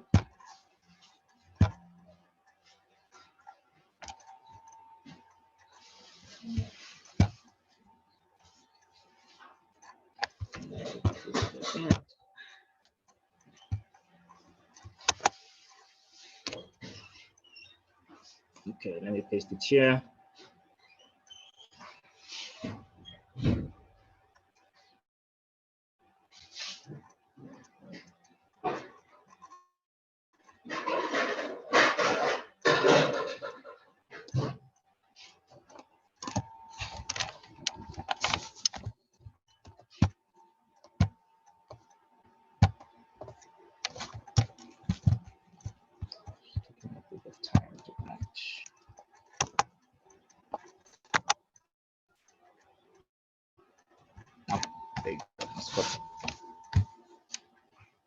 Cool.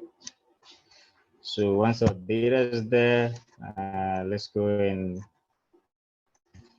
put it on the database. You just go to your database there. You right click. You go to tasks.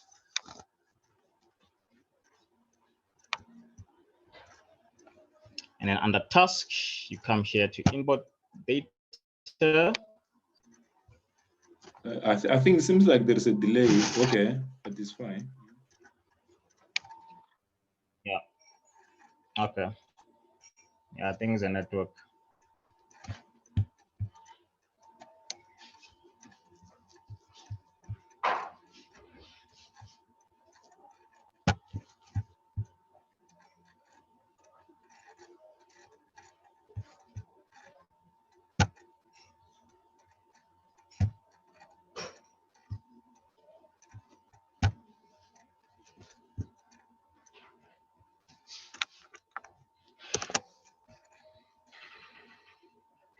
Try one more time. Should come up. Yep, there you go. Cool. Say next, and then in here you will select the data source where you import data from. you'll see you have a bunch of data sources. You can get it from the data provider, ODBC. You can get it from Oracle. You can get it from another SQL Server. You can get it from File. You can get it from Access, Microsoft Access. Last time, I think last year, we did a exhibition on Microsoft Access there, databases there. You can get it from Excel. You can get it from another ADB driver of, for SQL Server. There's a whole lot of sources that you can get the data from. But in our instance, because of the CSV is classified as a flat file source, the same as your text file as well. Let's click that, and then from here you'll select the file name from the machine itself, where you store your data, which is in documents. Let's navigate through that, and in here you select all, because you're not looking for text files, we're looking for CSV files. I'll just select for all so that it display everything there. I'll select my first table to import. You'll see in terms of the language itself, using English, the code page, anti language, and then the formatting we need to be delimited because of you know, the CSV files is comma delimited files. We don't need to do a text quantifier. So if your data includes text quantifiers to separate the columns, you can also include that here. The row and head and row delimiter, you can choose on the left side of the data itself. And then you, in terms of skipping of the rows, when you import, we don't skip any row. The way it is, we will use it like that. And then we will use the first column as the first data row as my column names. So you'll see if I go to columns here, it will put it nicely there to say, because on the file itself, the first row was parent, age, whatever, like that. But then because we want to use those first row as our column names, it will automatically put it nicely for you there as the column names.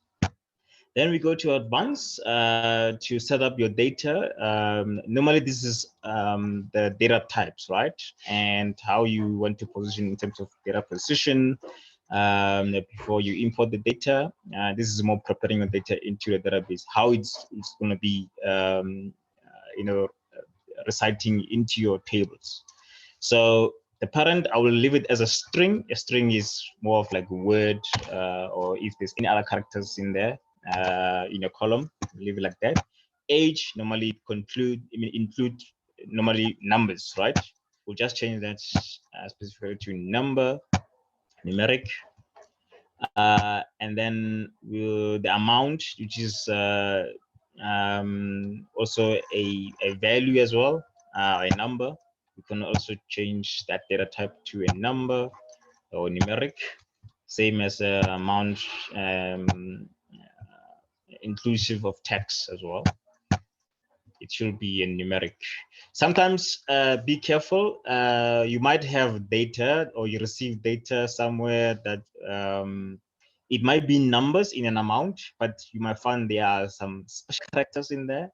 When you select the data type numeric, you won't be able to import because there will be a conflict there. So you rather stick it as a string rather than a number. But for this case, we'll see if this will work. You click next, which is the destination where your data is going to be sitting. In this case, we don't want it to take it to another place, but we want to take it locally in our server. So you select the SQL Server native client, which is where it's going to be sitting. The SQL Server name, you can see there, Bootcamp 2. We use that as our server name. authenticate, like I said, as a user, I've been authenticating using my Windows authentication to go into the database. My database is Walter there. You'll see it there.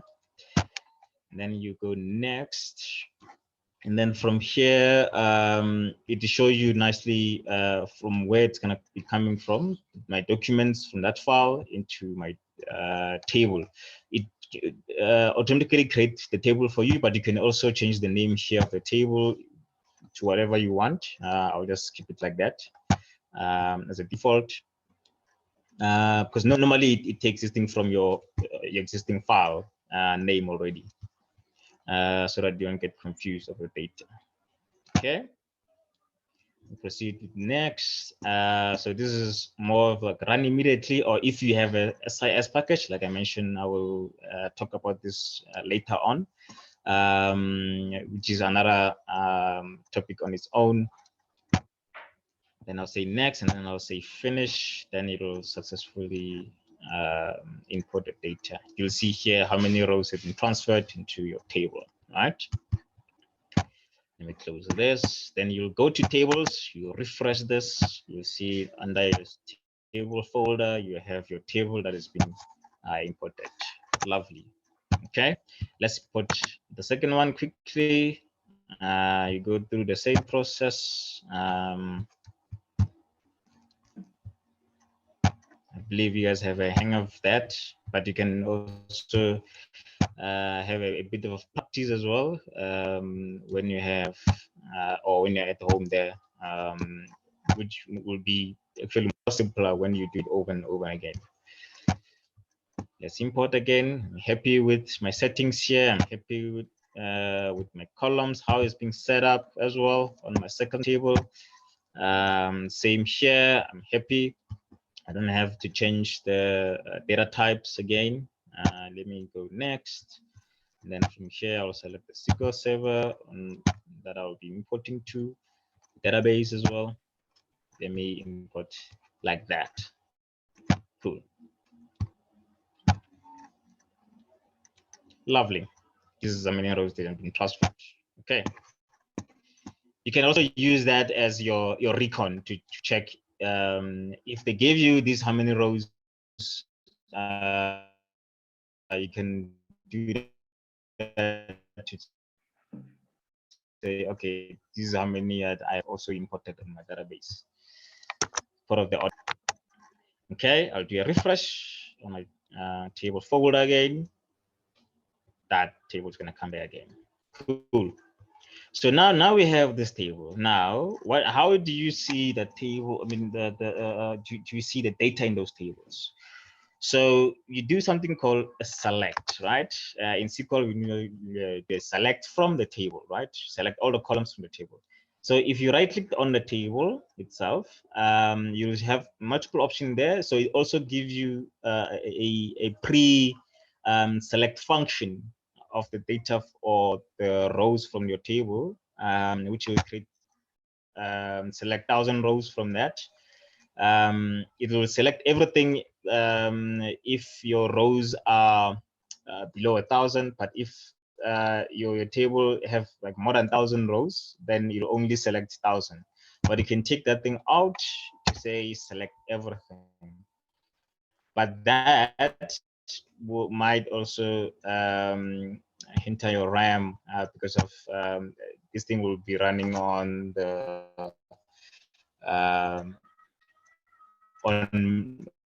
local memory. And then from here,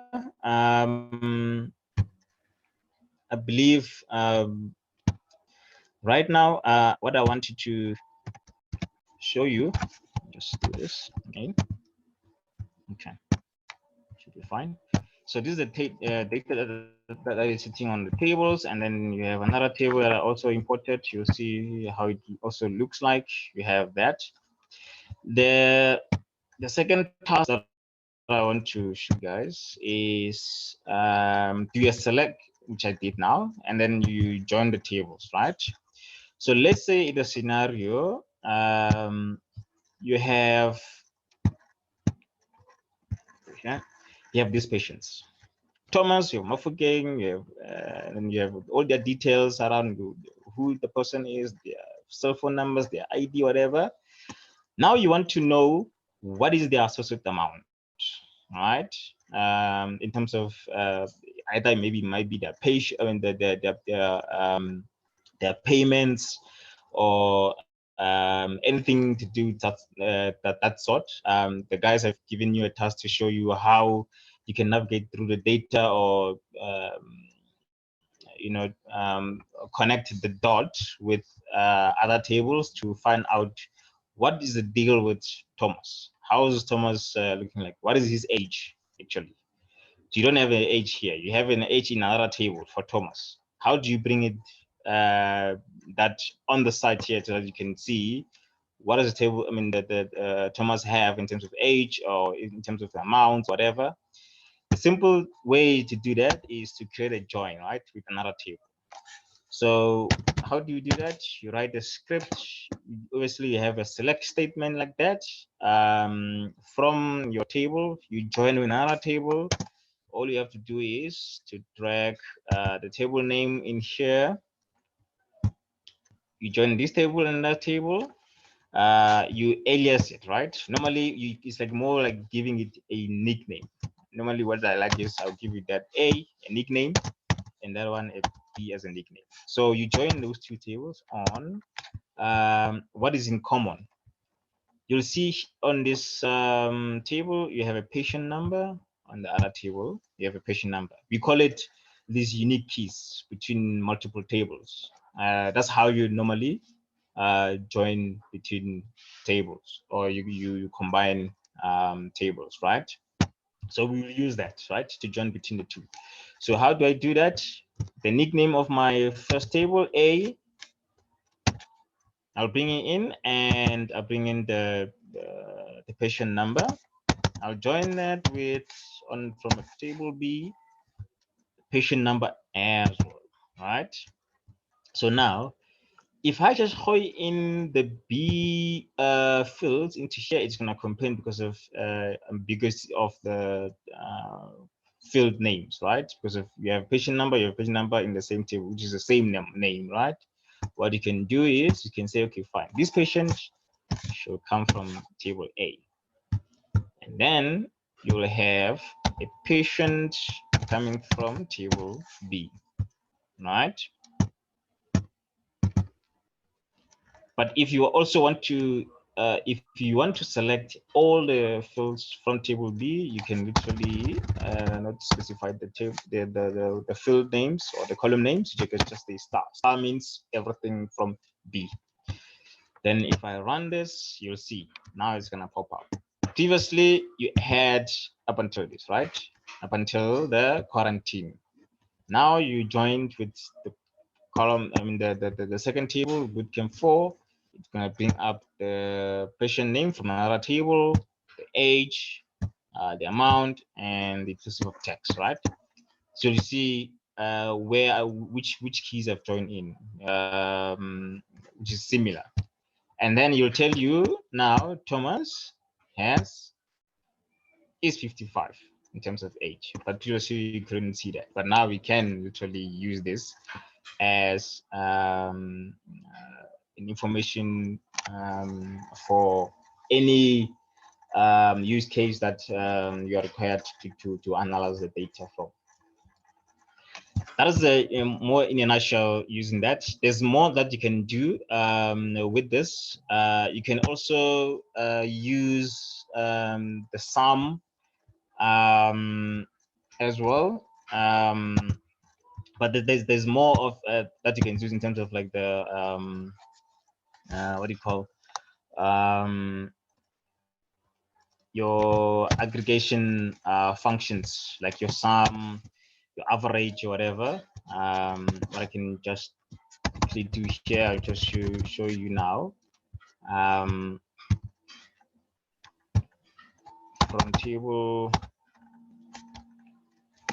4, I can just sum up the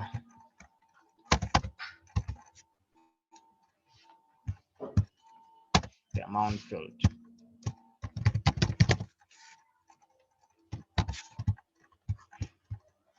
Also be careful of the name itself. Make sure the name is corresponding. There might be a space in here, then you might throw you an error for you. I'll just put it in here so that you can see. There you go. These are also case sensitive. Also make sure about that. Run, yeah, it will give you the total amount of what's happening in those amount field. But those are this, some of the stuff. I mean, there are multiple stuff that you can do here and how you can analyze the data within those tables. But for this session, I just wanted to show you guys how you can use your database in terms of using your data in it. There's more that you can do, right? Let's move quickly. I know I'm catching up with time. There's something called views, right? Like I said, this is also another important aspect. Let's say you created that those joins and stuff, right? And you don't want another person to come in and recreate the same thing again, right? Because it's a process. So what is a view? View is more of a metadata, but through querying, right, of your original table. So we store that in something called a view so that it can be reusable as a table. You can also use the view as a table to query for other things. I'll just quickly show you now, so that you can see how you create the view. You create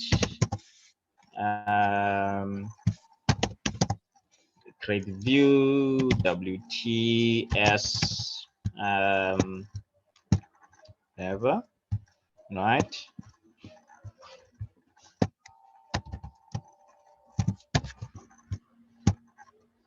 And the syntax is fine.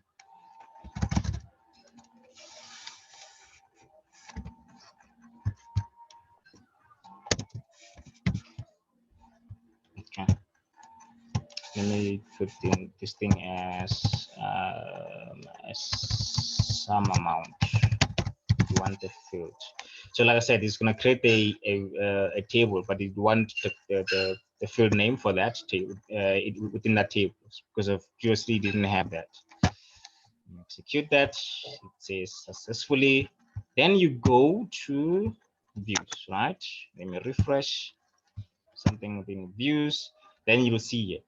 It's almost like your table, right? It mirrors like a table. However, in that, you can see the only thing that you can see there is the amount. So you'll see is executing the query that you created in here, but as a table. All right. And you can use it for multiple stuff as well. Like I said, you save your queries in there so that somebody can literally use it as a table rather than recreating the whole wheel. Because normally what you'll have is you'll have multiple queries that you create, like 1,000 lines there. You don't want to somebody to come in and recreate that thing. It's just to save the results of the data in a virtual table kind of, but you'll be scripted in a way that somebody can easily come in and also edit it as well. So you can see on a script view how it has been created. You can go to alter. You can see how it was created. This is how it was created, right? So you'll see it was just a sum amount of that table, and it's gonna store that data as part of a table or a new table, which is called NWT. Cool. That was views, but you can obviously look up more about that as well. It will be helpful for you guys. We also have something called user permission. This is more related to the DBAs that they normally manage their databases. If you want to create, because of now I've created as an admin for this SQL Server, you want to create somebody access. Somebody say, I need to have access to these tables, right? That became 211, right? I just need that access. But then you don't want to give that person your username and a password, right? We don't do that. All you have to do is create a separate user for that person so that they can also have an access to this. What you do is Within the server itself, there's a folder called security. Within that security, you have a folder called logins. So in that logins, you can create this thing. It's a bit slow. Okay. There you go. Within the logins, you can right click there. It's coming now. Yeah, there you go.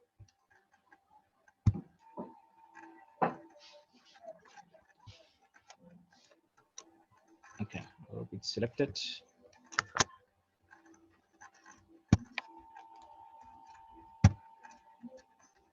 Okay, there you go. Oh, wait.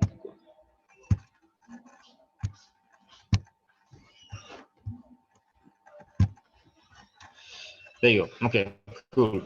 So you create a login name in this version. You give it a name, right? I'll just give it as and I want to give you what I want to give you as WT, right? Any name, and then from that, like I mentioned, when I logging into the SQL Server, you want to create this person to have a username and a password when they log into the SQL Server. I don't want them to log in as I did using the Windows Authentication. I'll create a password, which is for the sake of this, so just say 1, 2, 3, 4. Confirm the password again. 1, 2, 3, 4. And then normally you will want to enforce the password policy, which is like password should be this month amount of length, the password should expire this certain of time, all those things. But for now, I wouldn't create for those. But this is more in a production environment that you can do that. So this is where you want to allocate the user the role, right? So normally it will create as a public person coming into this, but then you map to a particular database. So I'll map it to Walter here. You can give them the owner's rights. You can give them what is it, data right, data rate, depending on what you want the person to have. For now, I'll just be generous and give him the ownership, right? Okay, and then you'll see in the folder we have the WT as access. In the database, go to database, expand that, insert crypto under database, and the users, you'll see he has access, right? There's also another way that you can do to restrict, because he has access to this database, right? But you can restrict this user to only have access to one table, not the other. You can also go further to say you can only view certain columns within this table also, right? The same thing that you did through the security configuration, you can literally do that. But because of the space of time, you can also check that out, how you navigate through that. It gives you a lot of flexibility in terms of how you navigate through the security of the users that you want to have to access to the database. Normally, in that instant, you go to the table itself, you go to properties, and then you select the permissions of the person, what they can do in that table. So here you can literally go to search. When you click browser, you can see that the user has it here, that W that I created. Right, and then you select them and say okay. You can deny everything if you don't want that person to have access to this table, only that table. Or you can literally go here and then say you grant them access to view the table, however, only for a specific columns. You can say which columns you grant them access, which one you deny them, right? So I won't go deeper into that. Let me move on. If there's any questions, you can please feel free to ask or stop me as I go. The next item that we do is the SQL agent, right? So now you want the tables to update. You want to automate stuff there to run in the background while you are having I don't know, tea, coffee. You are going to somewhere. It's keep on running on the background. You automate your processes to run in the morning or something like that. There's something called SQL Server agent, right? It does it for you, right? So what you do is you can see it's offline or disabled. You can actually literally bring it up. You right click there, you start the agent, it'll pop out to say, okay, we'll run it.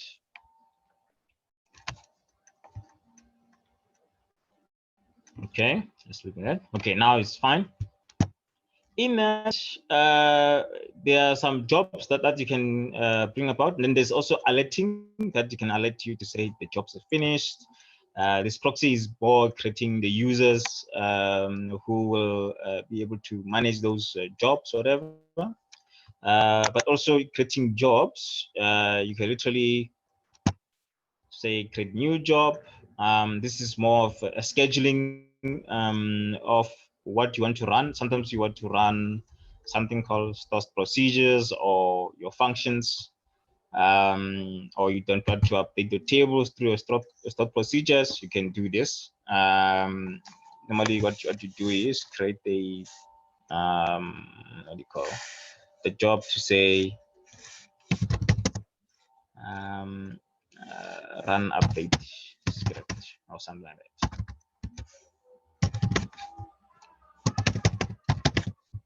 Right, you can choose your category here.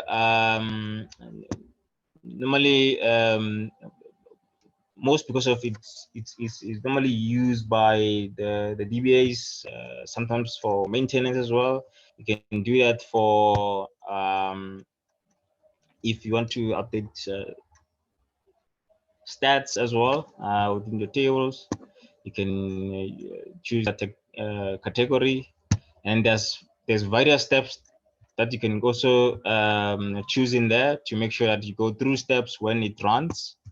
And then the scheduling, this is more giving you what time that when you schedule that job. Is it weekly, is it monthly, or is it daily? Every Friday, Monday, how often is it recurring? You can also set it up like that. The frequency of it within a day or a week, and the duration, right? So to say run it from November until maybe when we come back in January or something like that, you can do that. There's whole of options that it gives you to have that kind of options there.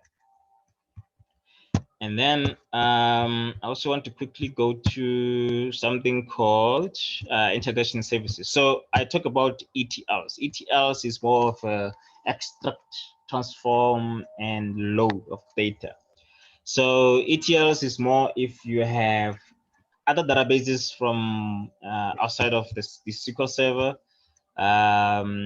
which you want to import the data into your database or your SQL Server to create a database here. That one you do it through something called SIS packages, right? So those packages are being created through something called Visual Studio, where it takes the data, it transforms it, it puts it into a relevant destination of where you put in the data. But that process, to run it automatically without you interfering with it, you deploy that package into this folder. So when you open that thing in Visual Studio, you deploy it there, and then once you come here, you will see your ETLs being imported in this, and then you can also integrate that with your jobs to run those packages for you, to do whatever you want, to update the tables from another database or SQL Server or Oracle, whatever case may be, outside of this SQL Server, which is a bit powerful to use in these modern days.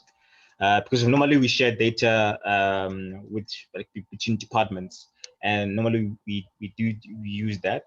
Or if you have access to that database, you can use your own account to access it, but obviously through something called stored procedures that you can run using those.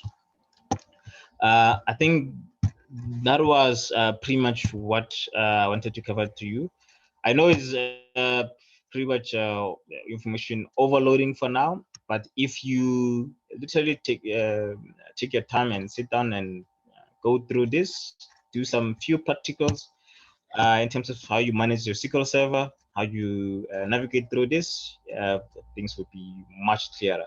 And again, it's more of a practical. I mean, I didn't also myself learn this thing within one day. It took a bit of time, but when you're comfortable with it, then you're sorted.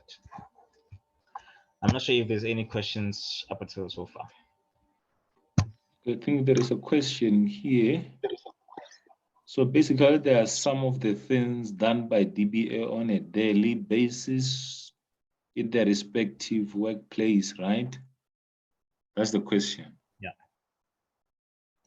Yes. So and remember, DBAs have full access rights to the DB. Because remember, these databases are connected through to your applications.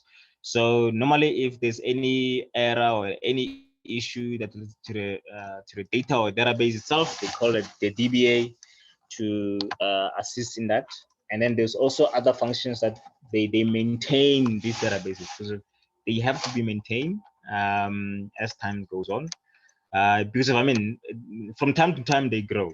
I mean, usually we'll tell you more about that. But normally, there is some various jobs that DBAs normally do on a daily basis, and it's not like you're gonna be sitting there at all. But there is a lot that DBAs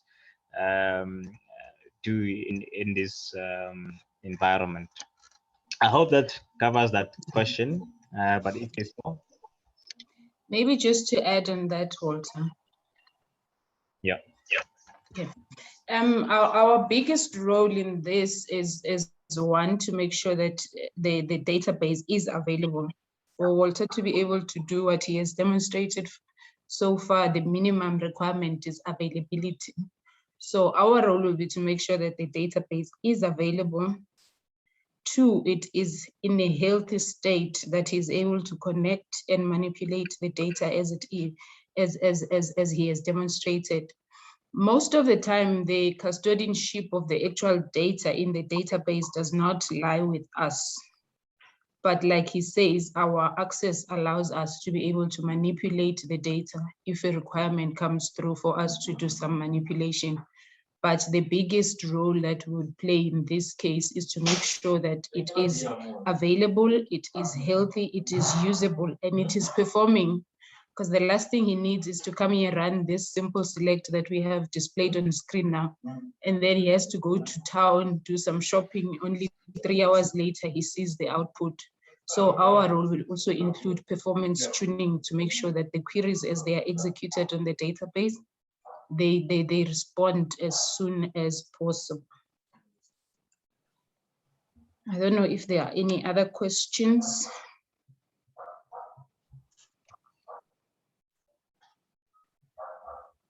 Right. I think if there's none, thank you. Thank you very much, Walter.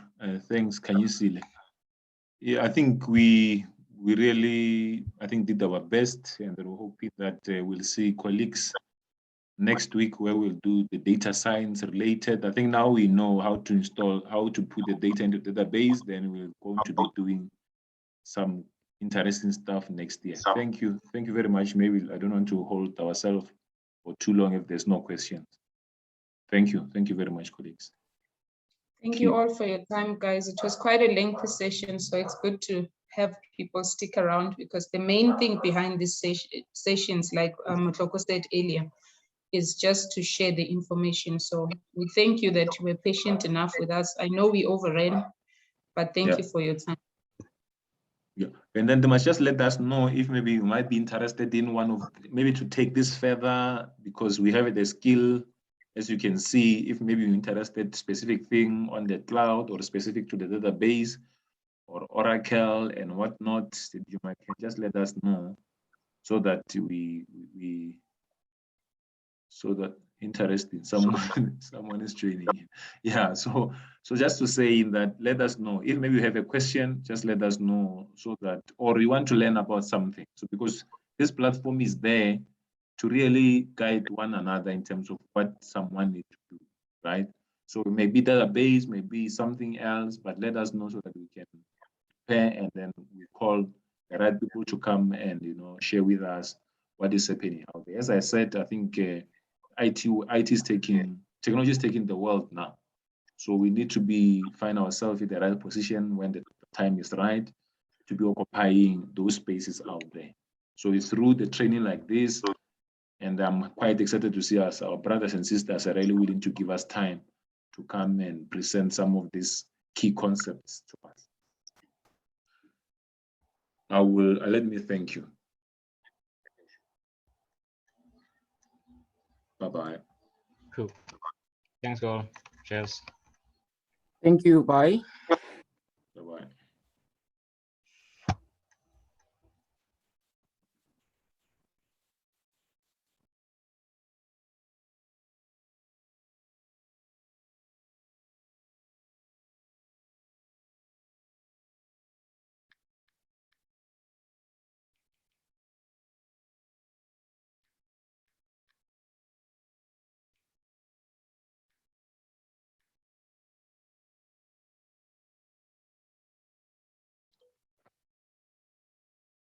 Hey, Brian. Yes.